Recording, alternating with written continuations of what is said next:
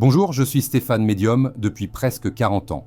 Dans cette vidéo, je vais vous dévoiler un des premiers secrets que Michael Jackson m'a communiqué lors d'une séance de médiumnité. Accrochez-vous, car nous allons explorer une histoire fascinante, une rencontre avec l'icône intemporelle Michael Jackson qui va bien au-delà du simple divertissement. Il y a quelque temps, alors que je cherchais à me connecter avec des énergies supérieures et des âmes qui ont laissé une empreinte indélébile dans notre monde, j'ai eu l'opportunité surprenante de rencontrer Michael Jackson. Oui, je sais, cela semble incroyable. Mais qu'est-ce qui n'est pas incroyable dans ce monde ? Nous vivons à une époque où les frontières entre le réel et l'imaginaire semblent s'estomper, et cette expérience en est la parfaite illustration. Avec une première vidéo, j'ai partagé mes premières impressions, mais j'avoue que je me sentais un peu perdu sur le contenu à intégrer. Les mots semblaient faibles face à la grandeur de l'expérience que j'avais vécue. Pourtant, je savais qu'il y avait des vérités profondes à révéler, des secrets que Michael m'avait confiés, des fragments de son existence qui méritaient d'être entendus. C'est dans cette seconde vidéo que je vais plonger au cœur de l'un des secrets les plus étonnants qu'il m'a révélés.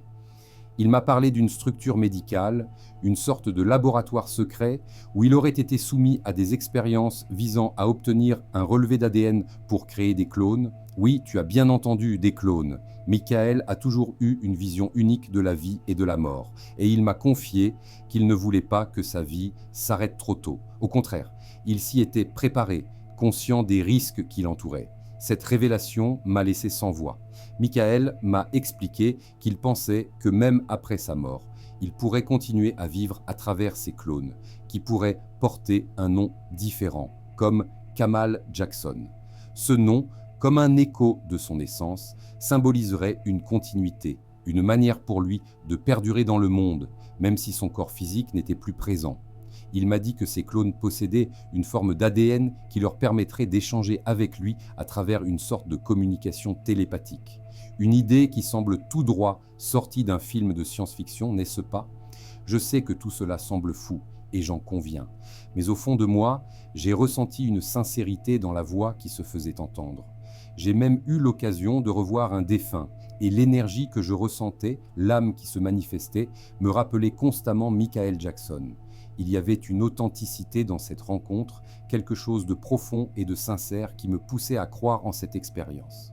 Je ne pense pas que cela soit le fruit d'une entité malveillante cherchant à se moquer de moi ou à jouer avec mes émotions. Ce n'est pas dans la nature de ce qui se manifeste. Plutôt, c'est une quête de vérité, un désir de partager des secrets qui, selon lui, devraient être révélés au monde. Dans ma prochaine vidéo, je te promets d'apporter un autre de ces secrets qu'il m'a confié.